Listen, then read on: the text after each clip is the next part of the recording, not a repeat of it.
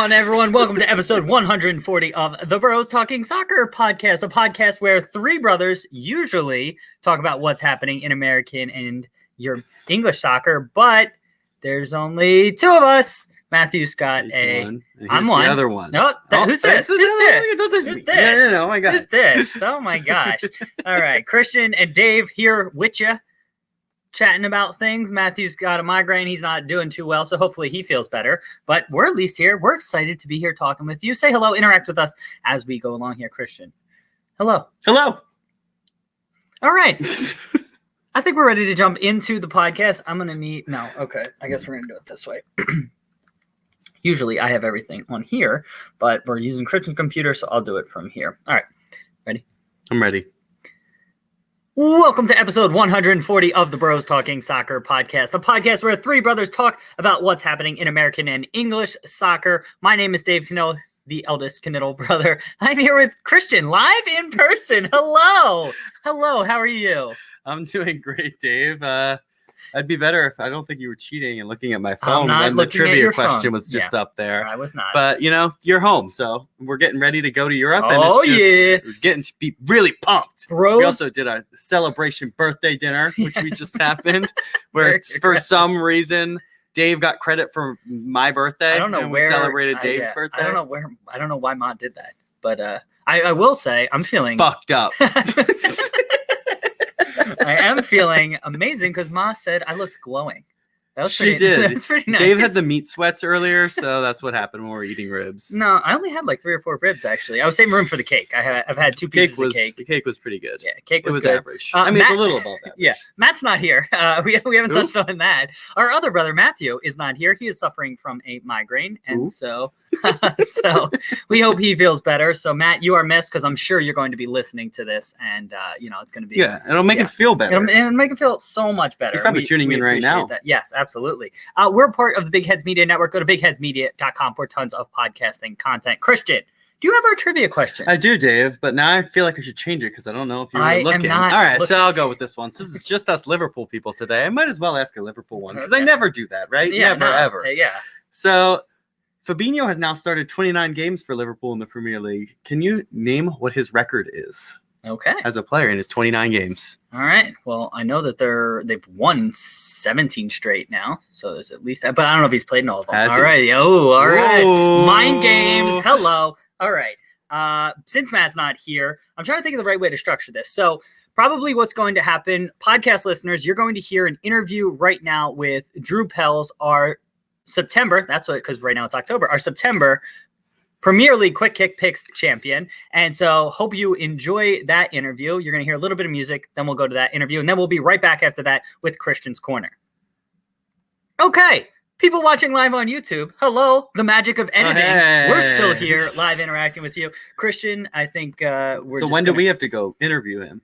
Are we doing that right now? Yeah. Okay. Yeah. No, Would you like to be a part of that? Yeah, definitely. Let's do it right now. Yeah, absolutely. Right now. All Drew, right, get in here. For those watching on YouTube, I've actually done the interview already. It's a different video, so go check that out. And then later on, we have an interview with Todd, which I did this morning. You can just interview me during this time.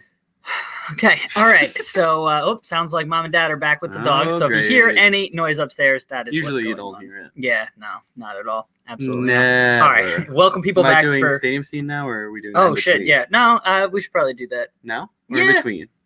Well, no, because in between we'll probably do the... Yeah, let's do it now. All right. Okay. Are you involved? Or Sure, it doesn't You do matter. Matt's part. Okay. Check out... All right. Check out our friends at Stadium Scene if you're going to any stadium in the US or Canada for any sport. They have information on what to do around the stadium, what events are happening in the area, where to park, and food and restaurants that I was about to say, but that's not right. It's bars and restaurants and that type of stuff. They have food. I mean, they have food at some of those places, and I can't speak. So, Dave, what else do they do? Yeah, they also partner with content creators like us at Bros Talking Soccer and lots of other sports content. They offer podcasts, YouTube videos, blog posts, and more across a variety of sports, not just specific to soccer, lots of other sports. And so check it all out at stadiumscene.tv. Sal, fear not. I know you've joined us a little late. Matthew is suffering from a migraine right now. So he is okay. He's just recuperating. So he will be back in the future. But appreciate your concern for him. I mean, who knows when we'll be back, Yeah.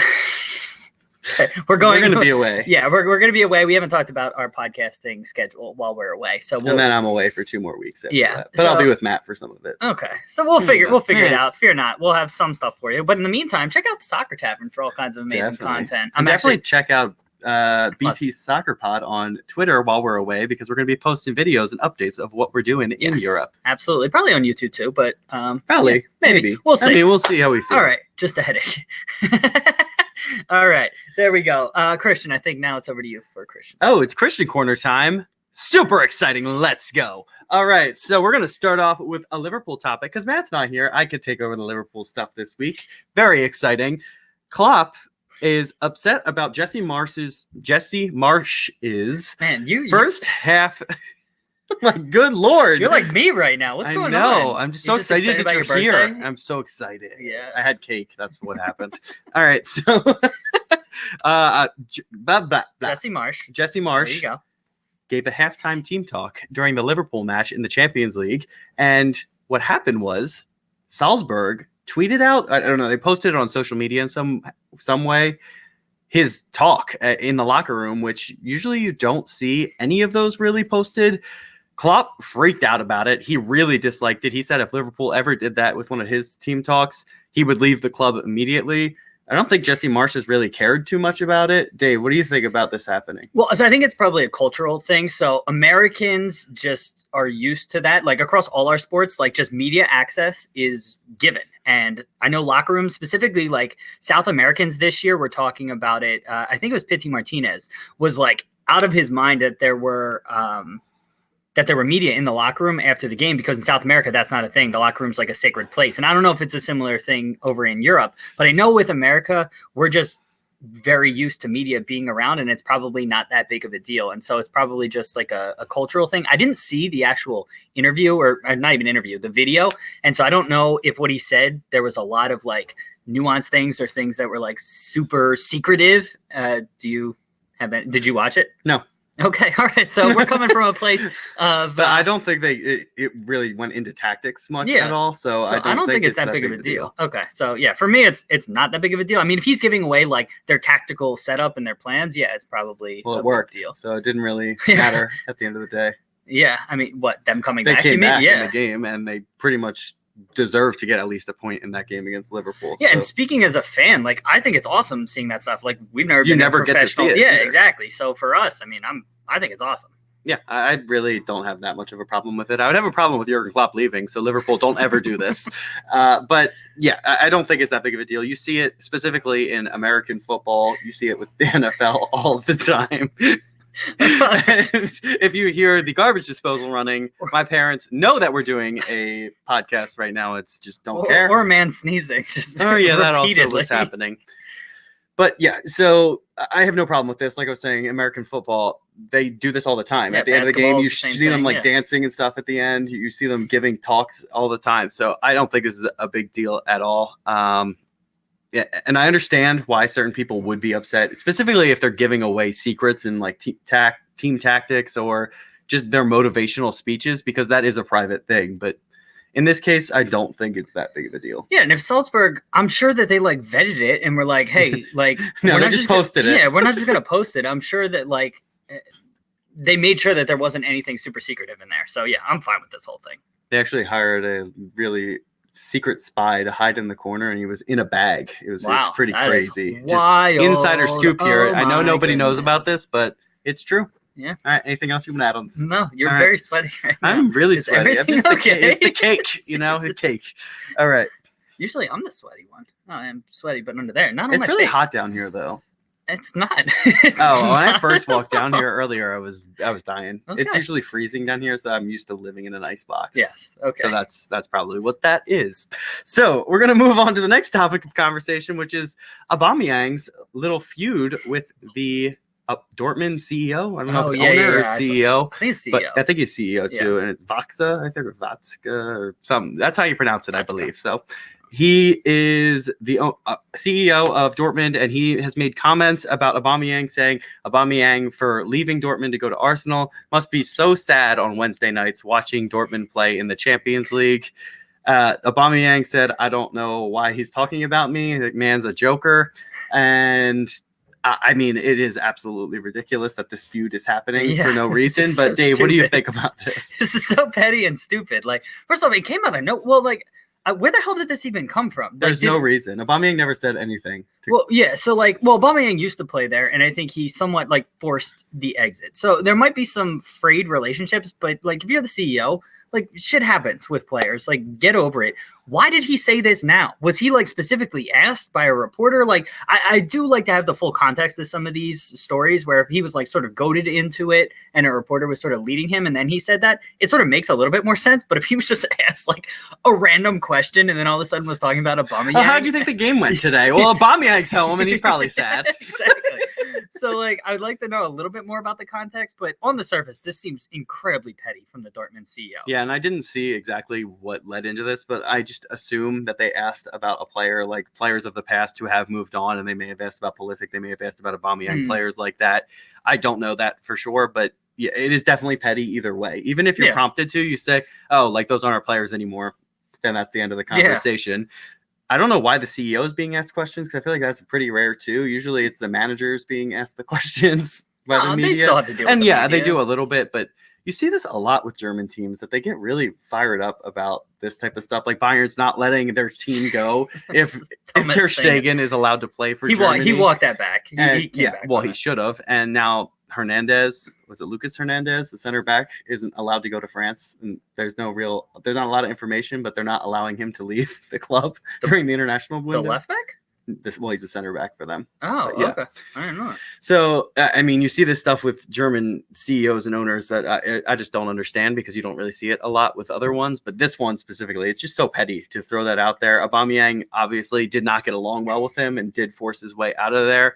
Aubameyang is obviously a world-class player, and they would love to have him in that team, but there's no reason to go and burn bridges more than they've already been burned.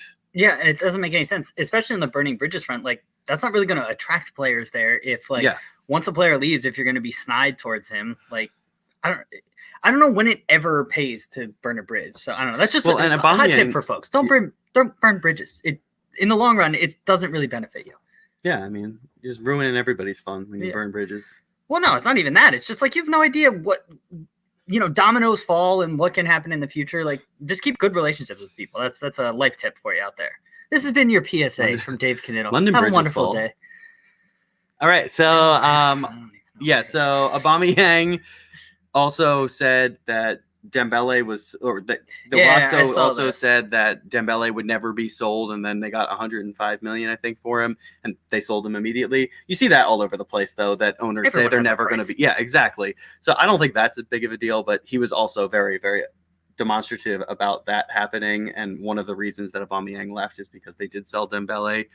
But yeah, everyone has a price, and that I don't have any problem with the way that went down. They probably were just saying that to increase the price, if anything. Yeah, that's naive from Aubameyang to think that a player would never be sold, right? I mean, everyone has a price. I mean, even Messi or something like that. If someone's going to out for 500 million or something like that, some ridiculous amount, everyone has a price, or $1 billion or whatever. Whatever ridiculous sum it is, everyone has a price at the end of the day, and so what would your price be?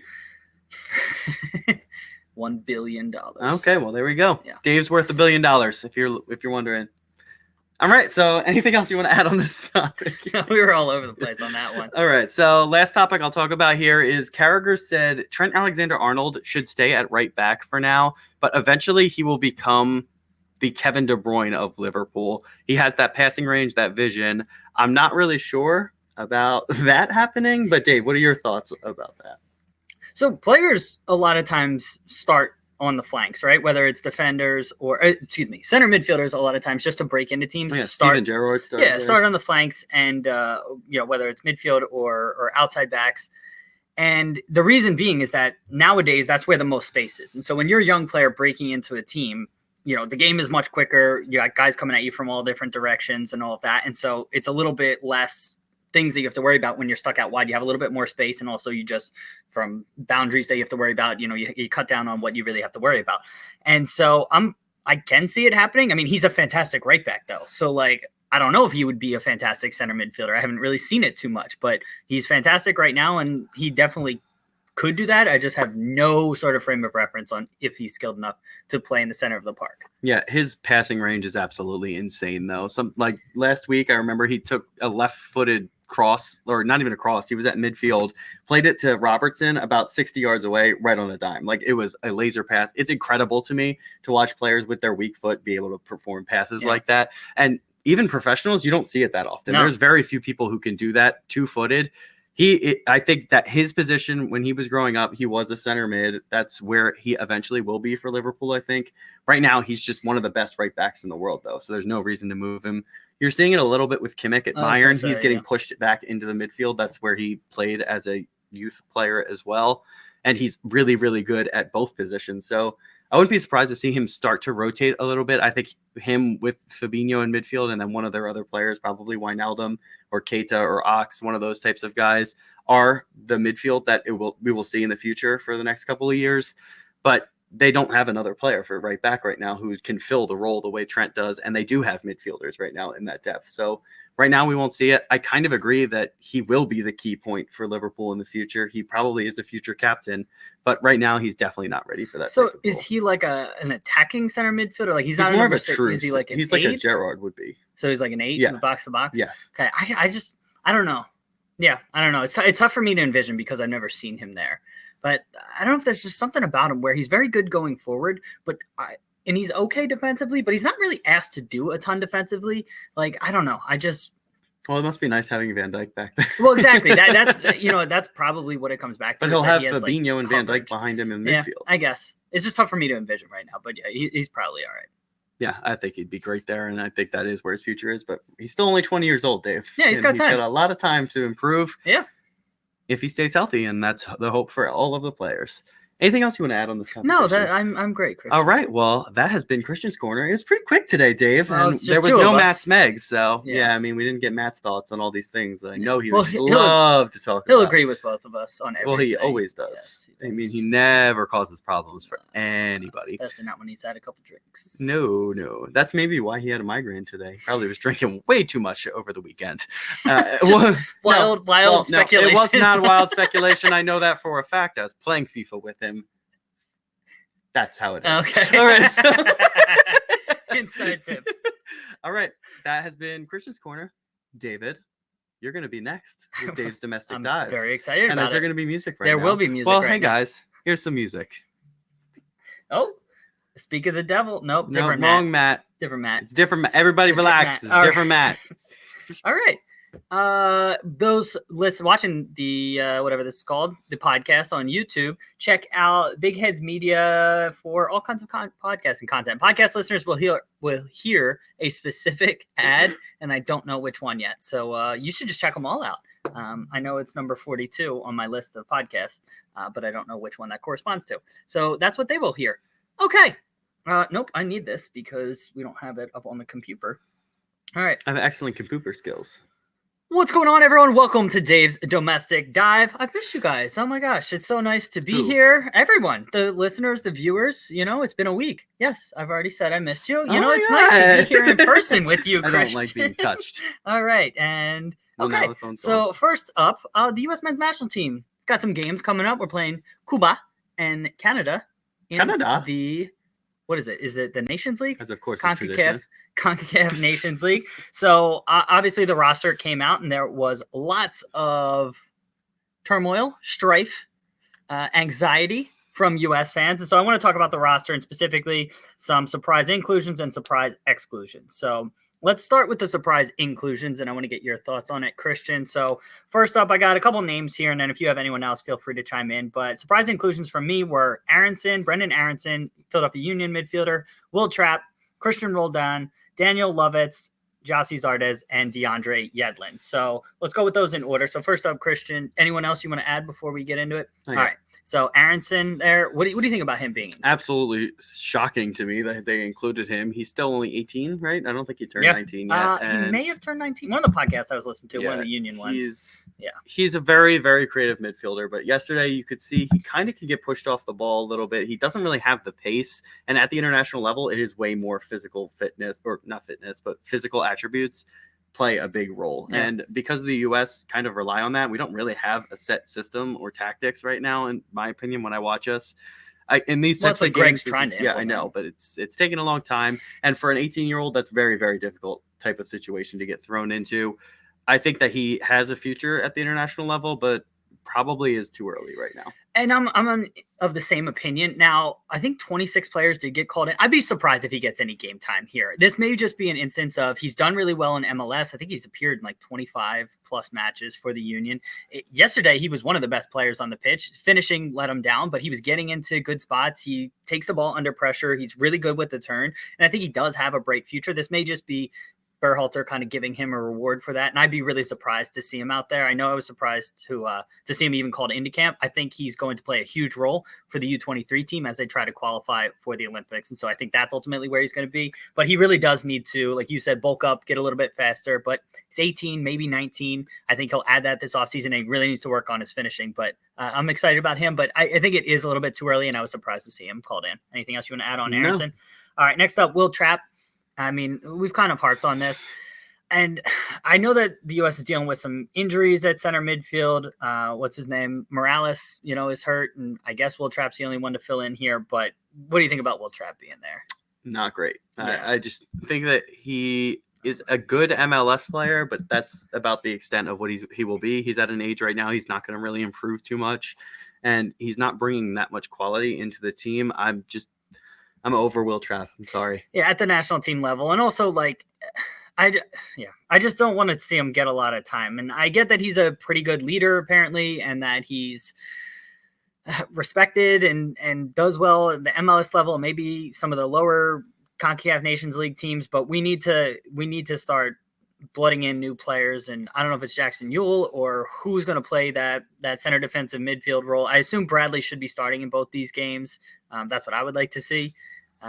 But yeah, it's just, I mean, I don't know who else is going to be there. That's what I'm kind of stumbling over. I don't love that Will Trapp's there, but I don't know who else you'd call in. Any thoughts on that or no? Not right now. All right. No. Christian, I don't know if we even want to go through these in order. I mean, Christian Roldan, Daniel Lovitz, Gyasi Zardes, they all kind of fall into the same camp for me. They're good MLS players, just not of the quality internationally. Seeing Gyasi Zardes' name makes me want to throw my computer that we're recording with right now through the wall. Like, he's done. He's washed up. Get over it. Like, he needs to stop being called into the international camp. He scores goals when he gets the ball fucking kicked against him. He does not provide enough. He can't really hold the ball up well, and he isn't able to really get in behind or create goal scoring opportunities for his teammates or himself. He's a decent, not good, decent MLS player. This is just unbelievable that we keep calling him in. And I know it's one of the Columbus guys that Berhalter was working with, but get over it. You're not at Columbus anymore. You don't need to have those ties anymore. So who do you want to see called in? Because that's what it comes back to, right? Like, I agree Gyasi isn't the greatest, and I would be happy if he wasn't called back in. But what are our other options? Bobby Wood isn't playing for... I still would rather have him, even if he's not playing right now. Really? He's a better player than Gyasi Zardes. I guess. But Bobby Wood has a lot of the same. I mean, I haven't been super impressed with Bobby Wood and his national team. Is Weah called in right now? Weah's hurt. He's got a really bad hamstring, like tear or something like that. He hasn't played for Lille in months. Yeah, I assume Sargent's called in. Sargent's called in. Altidore got hurt. Josie got hurt yesterday. So I don't know. It should just be Sargent then starting in these games. But you need to have backups. Like, you need to have I understand else. that, but... So who would you want to have? I don't care anybody else right now. I can't deal with him. All right, fair enough. Surprise exclusions here. The big one is Serginho Dest. I can't remember how exactly we're pronouncing it because he's got that little thing over top of the N.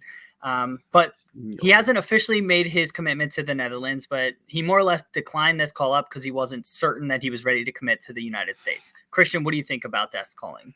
Basically declining the call up for right now. It makes me very scared that he's going to go to the Netherlands because just that is a very, very scary thing when they reject a call up. But I still don't know. The Netherlands also have to call him up, right, for that to even occur.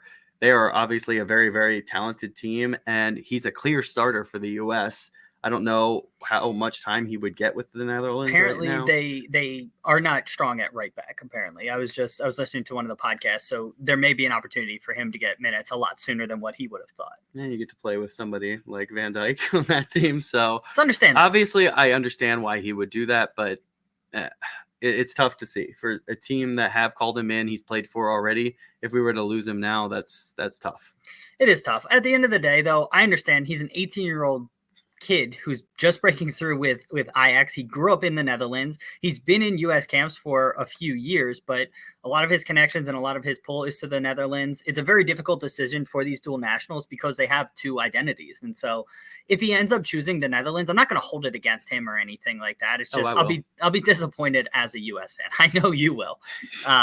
Anything else, son? And so because Dest isn't called in, I think that's probably why Lovitz gets the call in, or Yedlin. I know we kind of glossed over Yedlin. I am surprised that Yedlin was called in because he played one full game and then 16 minutes. So it is a little bit surprising. So hopefully he's doing okay. Definitely the most senior right back that we can call in right now. It's not really that surprising to me. Well, it's more just injury risk, like he just got back healthy. Now he's got to fly across the Atlantic, play some minutes and then fly back. It's just, I was a little bit surprised at that. I'm happy to see him there. It's just slightly surprising for me. So moving on, Paxton Pomykal. He wasn't called in as a center midfielder. I would like to see him over. That's surprising to me. I think that he's a more creative and obviously more long-term solution to a midfield problem, specifically in the attacking midfield type of role. Yeah, and I wasn't sure. I want to say that, again, speculation here. We didn't double check this, but I want to say Pomykal wasn't called into the U23s either, which is surprising to me. Is there happening right now? That they thought that he was going to get called in, or did they call him in after? There's coordination. I don't think so. I think it's just like a separate. It's everyone doing their own thing. No, so it is slightly surprising. I know his form is kind of tailed off a little bit in MLS play, and he's also played a ton of soccer, and it may just be that he needs a break, which if that's the reasoning behind it, I'm okay with it. I think he still has a bright future. I just was slightly disappointed not to see him here. Dwayne Holmes was another surprise exclusion. He's really starting to do well with Derby County, another center midfielder who I would have liked to have seen over Trapper roll down. Any thoughts on Dwayne Holmes? I do not have any. Okay. I originally included Miles Robinson, that's what it is, because he was excluded, but Walker Zimmerman got hurt in the LAFC game yesterday, had to withdraw from the USMNT, so Miles Robinson is now with the senior full team, which I am excited about, and so that is good. And then lastly, Richie Ledesma and Alex Mendez, so they're two youth players who play for second teams in the Netherlands. One plays for PSV, Ledesma plays for PSV, Mendez plays for Ajax, but both their second teams. Both are creative attacking midfielders. Mendez is less mobile, but has a ridiculous left foot and is incredibly talented. Ledesma is another one, highly talented attacking midfielder, a little bit more of a work rate, so I think would fit in very well as either a number 10 or possibly even one of the 8 positions. And Mendez is kind of just can only play number 10. You know much about them or have any thoughts on them not being included? I don't know much about them really. So what do you think about them being second, team players in the Netherlands, still playing at a high level, but not being on the first team? I know a lot of people speculate or just say that they only want players playing for first teams to get call-ups. Do you subscribe to that or not? Really, not for youth players, for people of that I'm talking about the national team, like the senior national team. Do you have any issues with them getting called up to the senior national team if they're only playing with Ajax 2 or whatever the heck they call their young Ajax? No. Definitely not. Okay. I mean, they're not getting as high of a level of competition. So when they step into the national team, it is going to be different. But the game's played completely differently. So whether they're in the Eredivisie or I guess the Eredivisie 2, I don't know what it's called. No, it's Eerste Divisie. I think it's Eerste. Okay, then it's still a different competition altogether. Stepping into the U.S. national team, the competition is completely different when you're playing against CONCACAF teams. It's completely different. Case by case basis. Yeah, exactly. So with these guys, they're playing on a team that is in a very competitive league. And even if it's the second division, they're getting experience playing with the top level too in training. So I don't have a problem with them being called in if they were to be called in. Yeah, that's a fair point. I'm just realizing now that we should have, at the end of your section, should have said that we were going to an interview with Todd Lewis because people will have heard that. So I forgot that. But shout out, Todd. Your interview will have come already. And listeners, hopefully you enjoyed that. I forgot to mention that. So, all right. Anyways, lastly, injured players. Tyler Adams is still hurt. Timothy Weah is still hurt. John Brooks is hurt. Morales is hurt. Josie apparently got, not Josie, excuse me, Josie apparently got hurt. Don't know if he's going to be included. And then lastly, Walker Zimmerman. I don't know, anything you want to mention on those injured players? It's very, very, very annoying that a lot of these good players are still missing. I wish Nagby would come in as well. That's very annoying to me. But Weah, I want to see him with the national team. I want to see what he can provide. I think if we get him, Sargent, and Pulisic as our front three and start to play together a couple of times, it'll be interesting to see what chemistry that they can build together. And I wish Nagby would be that role in behind them. But even someone like Pomical, see, like if those four, they're very, very young, can build up some chemistry. Too. And McKennie and Adams is the other two. So those are probably the top 6 players that we could see over this World Cup cycle and into the next one probably after that. So I hope we can see that sometime soon. Yeah, I hope so too. I know and John Brooks too is just so frustrating because he's by far the best center back that we can put out there. Yeah, absolutely. So yeah, I mean, I hope the same thing. I'm really curious to see what happens with these games. I mean, Cuba is going to be a weird game because they constantly lose players from defection. I know that they're dealing with a lot of, I think they're down like 6 of their normal players at least that have already defected. And the game I'm really excited about is Canada, because Canada has a lot of momentum going for them. They have really good attacking players. Now at the back, they have some question marks, and the U.S. is going through a period of crisis right now. And so that game's going to be huge. And I want to see the U.S. come out strong. It's in Canada. It's at Toronto. And so hopefully they come out strong and put in a good performance. But I'm really curious to see how these games go. Anything else you want to say on the U.S.? All right. Next thing, talking about the U.S. men's national team, but 2 legends that are calling it a career. DeMarcus Beasley and Tim Howard both retired this weekend. Wanted to say congrats to each of them. DeMarcus went out with a win and Tim Howard went out with a loss to LAFC, but absolutely incredible national team careers. Definitely top 10 for each of them in the U.S. men's national team's history, I would say. Arguably top 5. I mean, you can get into what they've done in both their club and international careers. Christian, let's start with DeMarcus Beasley. I mean, what do you think about his career? What do you remember him for? I'd probably say the 02 World Cup is probably one of his biggest moments that they made a real run, and they possibly could have made. Would they have made the semifinal if they won that game against Germany? I think was it the quarterfinal? Yeah, it was. Yeah. So they got a little bit cheated in that game, and he's just had such longevity. Like even today, he's so fast still and can play at a high level. So it was surprising how just he was able to keep his body fit. And he's like 140 pounds. He's I know, like it's so crazy tiny to me. But even at the national level, like you never really saw him getting pushed off the ball. Like he was still a very, very strong player. I think his left foot obviously was very good. It was great that he started as an attacking player and then was able to fill the role that we really needed at left back over the years. And he's just a great player overall. Yeah, and he started and was a critical part of a PSV team that went to the Champions League semifinals. I think that's the farthest an American has ever gone in that competition. And so because he came about kind of in the age right before the internet really blew up soccer coverage in this country, I feel like a lot of people don't even recognize like how much he accomplished in his European career. What's up? I was going to ask if Pulisic was part of that team that went to the final for Dortmund, but I don't think he was in the team yet. No, the Champions League final? Yeah. When, in 02? In 2012-13 when they lost to Bayern? No, that was before. There, that was before his time. But yeah, I mean, incredible career, incredible national team career. If the U.S. would have made the 2018 World Cup, I mean, there's a chance that he would have been on that team as a left back. And so that would have been, I think, 5 World Cups for him. And just an incredible player, excellent career. Tim Howard, I mean, kind of similar vein, had a ridiculously long career with Everton. Started, I think he's the record holder for consecutive games started or something like that. I don't know. Friedel. No. Oh, yeah. You're right. That's across the entire Premier League. But Tim Howard, fantastic career. I mean, what do you remember him for? Belgium. Yeah. That's definitely the highlight of his career in my eyes. That game where he had, I think it was 16 saves against Belgium.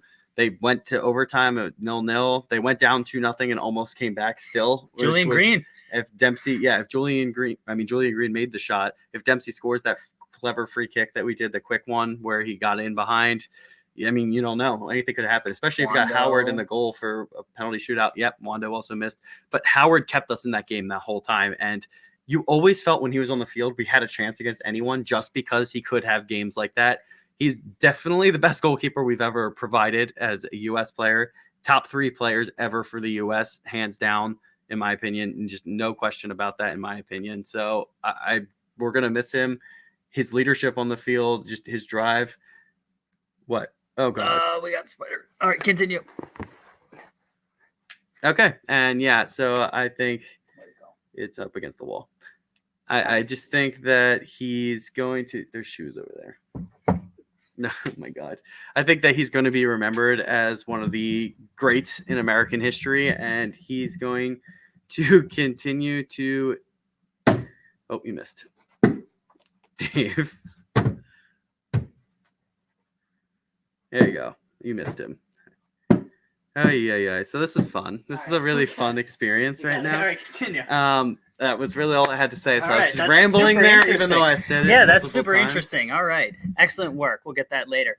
Yeah, and Tim Howard, just what a fantastic career, and go down in history. And we're honestly, the U.S. is missing him. I know Stefan has a ton of talent. It's just Tim Howard was so ridiculously good for so long. It was just you never had to think about it as a U.S. fan. He was just always in net. He took care of himself. I can't even remember too many camps that he lost due to injury. And so, excellent career. Anything else you would like to say? No. All right. Okay. Now, moving back to MLS and talking about LAFC. So they finished. You doing okay? Mm-hmm. Okay. So LAFC finished the regular season with 72 points, I believe, is what they finished with. They scored 85 goals, won the Supporters Shield. I think had the biggest goal differential in MLS history. So, Christian, where do you rank?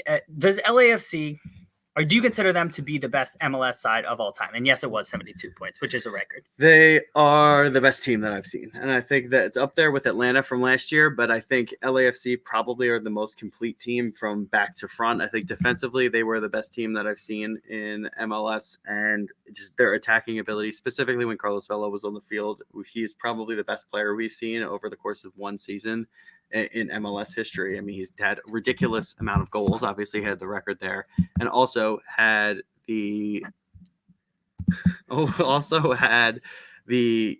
lot of assists this season. So he was providing so many goals, creating so many chances. And Atlanta, for as good as they were last year, and Toronto even the year before with Giovinco, who was obviously so good, this is the best team we've seen.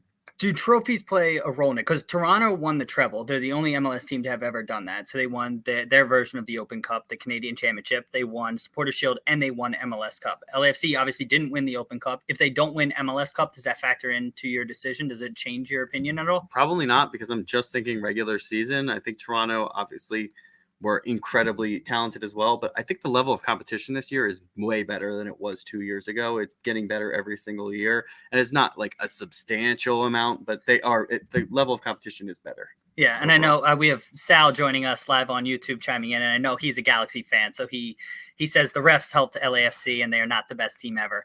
I think if you look at it on the surface, this time period in MLS is the most talented across all of the rosters because of the investment going into the teams. And on top of it, I think this is the best team we've ever seen in MLS just because of how talented they are back to front. I think they could probably upgrade at keeper, but their defense has been really good. Their outside backs are getting a little bit up there in age, but their two center backs are fantastic. And going forward, their midfield is ridiculous. And then their attack is just out of this world. Vela scoring 34 goals, MLS regular season record. I think this is the best team. And I don't think that they have to win MLS Cup to seal that. I think that they are that, and that would just be icing on the cake. Anything else? Sal is saying that the Galaxy squad that won the MLS Cup and Supporters Shield was better. I just don't. If you put these teams up against each other right now, I think LAFC would win that game, Sal. And I know you might disagree. So this is a team with Beckham and Keane and Donovan. And they were Omar, very good too. Yeah, but, Omar. Yeah, okay. If you're going to talk at about that Omar time, Gonzalez. Yeah, but at that time he was good. Yeah, all right, fine. Okay. But he ruined everything for me. So okay. He can't. Why? What? He is the fault for why we lost that game to Trinidad. My God. The unfortunate deflection? No, it's his fault. Okay. All right. Anyways, so yeah, I think for me, LAFC is the best team ever, and it would just be icing on top of the cake. Anything else you want to add on that one? Omar Gonzalez sucks. Okay. We have listener questions. I'm going to circle back on a listener question from Sal earlier. He said, how many of the MLS players who are American are actually at the international level able to compete? So, we were talking earlier about, Jossie and Will not really being there. But, I mean, I think Paxton Pomacle's well on his way. I think that, I mean, Aronson, not right now, but I think within a year, if he continues to develop the way that he has and doesn't have a slump, the way that it seems like all second-year players in Philadelphia seem to have happen, I think that he could be a player. I like Walker Zimmerman. I don't know what the heck happened to him over the last camp. He was not very good whatsoever, and I don't know where that came from. I think if he can get his head on right, I think he could be good. Aaron Long has proven to be an effective center back at the international level. He's not going to light the world on fire, but he's been pretty good. Just running through my brain of any other MLS players who are American. Yeah, Josie. Right now. Bradley is not, in my opinion, anymore, but he obviously was for a really long time. It's really unfortunate we don't have many strikers who can do it at the MLS level. Like, there's so many top level players we see in MLS, but none of them are American, specifically on the front line, which is very, very frustrating. Walker Zimmerman is, I think, one that you touched on. I think that he is. I think Darlington Nagbe definitely could be in there if we play him, but for some reason he's just rejecting every call up that he could possibly get. And yeah, those are really the ones I would. Yeah, Keaton Parks is another one. I know he's got a little injury right now, but he's really developed for NYCFC. And so if he continues to develop, and I know he's technically on loan, but I wouldn't be shocked if NYCFC tries to sign him and get him into their system. I think he could be another one. And so those are just the ones off the top of my head. And we have a lot of youth national team players starting to break through with the MLS academies. And so I'm really encouraged about the future for the national team. But yeah, I think you make a good point, Sal. I mean, there's not a ton of American players in MLS right now who are, like a Landon Donovan, who you knew was going to perform at an international level. And so, yeah, there's that. Christian, you want to recap our trivia question? I would love to. So Fabinho has now started in 29 Premier League matches. Can you name his record? Okay. So I know Liverpool's had a ridiculous record. I think they only have one loss, and these are just Premier League games, right? Premier League only. So yeah, they only have one loss over their last 50-some Premier League games. So with that being said, I'm going to say he has 20 wins, 1 loss, and whatever, 6? I can't do math. 7, 8. 8 draws. That's how you do it. So he did not play in that City game where Liverpool lost. Oh, so he's got no losses. He has no losses. He has 25 wins and 4 draws when he starts in the midfield for Liverpool. That is ridiculous. And I love – so it's funny you're bringing him up because people want to talk about whether it's Christian Pulisic or even Naby Keita, Fabinho, these players that move teams and then they don't immediately start and aren't international level and oh my God, why aren't they dominating? And it's Fabinho didn't play their first 10 or 15 10 or 15 matches, and then all of a sudden he came on, and it's maybe players need a little bit of time to bed into a new team, a new country, and all that. They're not Firmino robots. Didn't even play well when he first joined Liverpool. They're not robots. And so I mean, I'm kind of taking this and applying it a little bit to Pulisic, but it's give the people time. And I did this with he didn't end up panning out, but the guy for Tottenham, remember he's now I think in Mexico. He was a Dutch international striker. No. Striker. What Luke the heck was it? No. Damn it, I can't remember his name, but he got Dutch? a little bit of run. Yeah, he got a little bit of run out, and then he didn't end up performing. But it's you got to give people time to get bedded in, and then you can't just write them off within the first few months is what I'm trying to say at. So that's what I'm getting at. But it's impressive what Fabinho has done, and he has been a fantastic player for Janssen. Thank you, Todd, for being here. This is why we love doing this. Yeah, Vincent Janssen. Yeah. People were ready to write him off after 2 bad. weeks. Yeah, he ultimately ended up proving to be not a good fit at Tottenham, but still, yeah, I don't know. It's such a fine line at the top level between what ends up working out and who ends up working out and who doesn't, because the managers have a huge role. Who your teammates are, so much happens, and I don't know if I want to call it luck, but there's a lot of factors that go into why people are successful and why they aren't. Daniel's chiming in with the last question here. Is this year the best hope for an MLS club winning CCL? Christian, your thoughts? So when will they actually join? CCL? Yeah. Starts next year. What do you mean, February? Okay, so this team will join because I know there used to be a delay. Oh, yeah, that was just because nowadays it's so next year will be Atlanta United, LAFC, NYCFC, and then whoever wins MLS Cup. Or Seattle. And Montreal, because Montreal won the Canadian Championship. Got it. I think yes, probably. I think Atlanta have definitely a realistic shot with LAFC. Obviously, LAFC probably our best chance to win the cup next year, obviously. And and that's the biggest thing. Can they hold on to a lot of their star talent? I think they probably will this summer or winter, I guess is what we're doing. And it'll be interesting to see. Yeah, the other thing is that MLS is going through a collective bargaining agreement negotiation. And if that's not signed by like January, which is when these teams need to do preparation, I think that might throw all of this off. And so if the MLS gets all the CBA stuff done, yeah, I would say LAFC has the best chance of any MLS team I've seen, along with that Toronto team that almost won it. I think those are the two best bets. But the CBA negotiations could delay all of that. And then if they don't have a proper preseason, I mean, they're coming in. Liga MX teams are already flying at that point, and it's already starting. You know, they're already starting with MLS, Liga MX teams are already starting with a head start. That's what I'm trying to say. And so the CBA possibly delaying things could factor into that. And so, I think that if they get that figured out, LAFC has the best chance for an MLS club to win. What do you think about the Liga MLS teams? Liga MLS. Well, funny you should say that. I mean, they're talking about merging or talking about having intertwined competitions. Oh, man. See, it all ties together. Yeah. Stuff we're talking about in our lives. All right, Christian. Anything else? I think we got to do our wrap up. Yeah. Thank you, everybody, for listening. Go give us a review on iTunes if you like what we're doing here. We would greatly appreciate it. Only takes like a minute of your time. 5 stars and a written review helps us out so much, and we would greatly appreciate it. So please consider doing that. Is this thing like load down? Yeah. All right.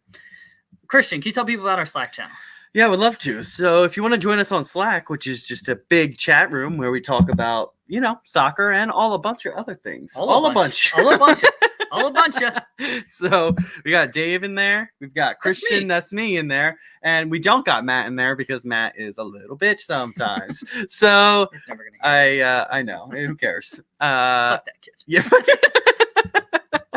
So we got different, what are they called? Channels in there, I think, channels that are the top 5 European leagues. We got MLS, we got Liga MX, we got international soccer, we got a general category. Whoa, clap. Where you can talk about anything you would like, and trust me, people do. I think that's it. Other than if you want to join, you can tweet at us at BT Soccer Pod or email us at bros.talking.soccer@gmail.com. Yes, so make sure you're following us at BT Soccer Pod. We're tweeting on there a bunch. We do some preview videos. We call them quick kick picks about MLS and Premier League. So check them out. We post them on Twitter, and then we're constantly interacting with people. So we'd love to hear from you.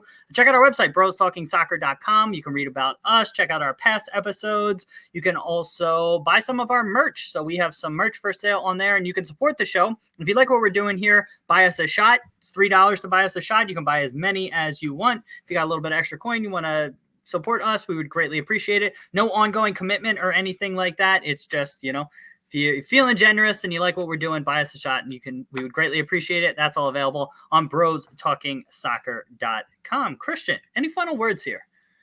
No, I don't really think so, David. Okay, listeners. How about you? Yeah, I'm just going to say goodbye, and thank you, listeners, for being here. We always appreciate it. People that have joined us live on YouTube, we really appreciate that.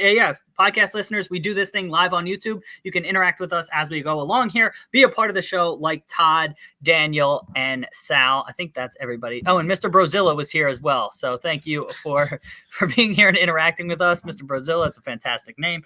And Christian's going skiing. Yes, he's got on his USA hat. Yeah.